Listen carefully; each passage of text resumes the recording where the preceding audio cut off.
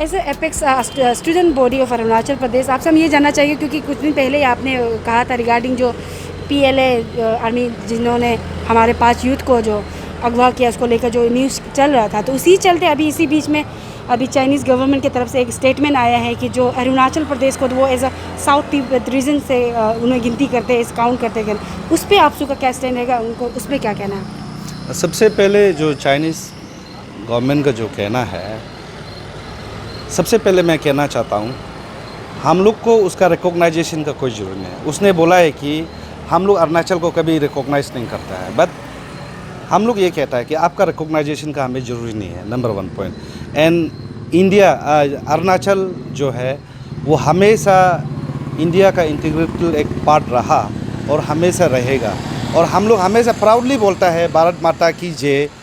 जय हिंद हम लोग बोलता है, and we are proud Indian. हम लोग वो चाइना जो भी बोलो, जैसे भी उसका फॉरेन मिनिस्टर जितना भी स्पोक पर्सन क्लेम करो कि अरुणाचल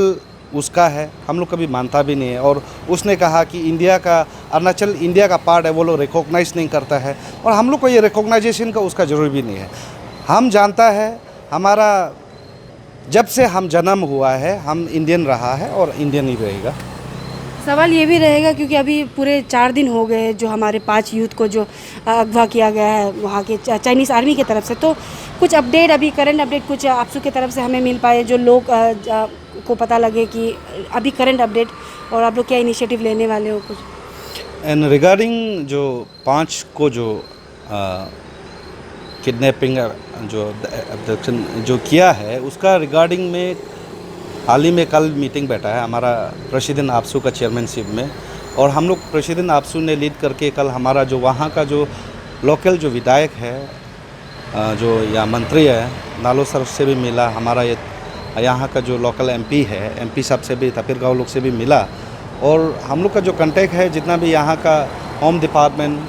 इंडियन आर्मी मिनिस्ट्री में हम लोग कांटेक्ट कर रहा है, और वहाँ हमारा जो फेडरेटिंग यूनिट है वो स्पोर्ट में गया है विज़िट करने के लिए ना। कुछ लोग आया है, आज फैमिली से भी इंटरेक्शन करके आया, और हम इंडिविजुअली वहाँ का कंसर्न जो SP है उससे भी बात किया, और वहाँ हमारा जो फेडरेटिंग यूनिट का DSU का प्रेसिडेंट से भी बात किया है, वो लोग वहाँ पे भी कर रहा है। और हम लोग का आपसू की ओर से गवर्नमेंट ऑफ इंडिया को prime minister, defence minister, central home minister, उस एक्सटर्नल अफेयर्स जितने भी मिनिस्ट्री है, हम लोग का तरफ से क्लियर अपील है कि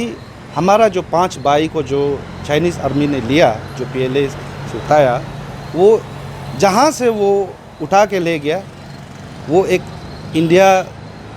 का पार्ट है, हमारा जो अरुणाचल का एक हिस्सा है, वहाँ पे एक एरिया है वो उसको वो लोग भले ही क्लेम करने से भी हम लोग नहीं मानता है, वहाँ में से हम लोग का जगह है, इंडियन टेरिटरी में आता है। और इसलिए इंडियन गवर्नमेंट को भी हम लोग कहना चाहेगा उसको जल्द से जल्द वहाँ का काउंटर पार्ट से बात करके वापस लाना है हमारा भाई को। वो एक सिंपली इनोशन लड़का है, वो उसका भी फैमिली है, फैमिली लोग वेट कर रहा है कि वो कब वापस आएगा। हम लोग ये चाहता है कि गवर्नमेंट ऑफ इंडिया से वापस आना है, और अगर वापस कुछ समय तक नहीं आने से विल डिसाइड कि फर्दर कोर्स ऑफ एक्शन हम लोग क्या करेंगे। The most irritating, cheapest and of low quality statement made by the Chinese foreign minister, and is being circulated in various social media, even carried by the Global Times, wherein the Chinese foreign minister has making a statement while briefing the media that they don't recognize Arunachal, so-called Arunachal, and they know only South Tibet. I would say, and this is a strong message to the Chinese, that there is a country called India and there is a state called Arunachal, and Arunachal is come under Indian territory and was an integral part of India, is an integral part of India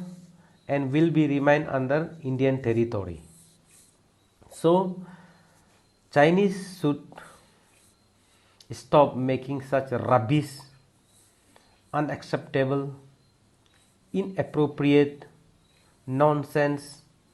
claim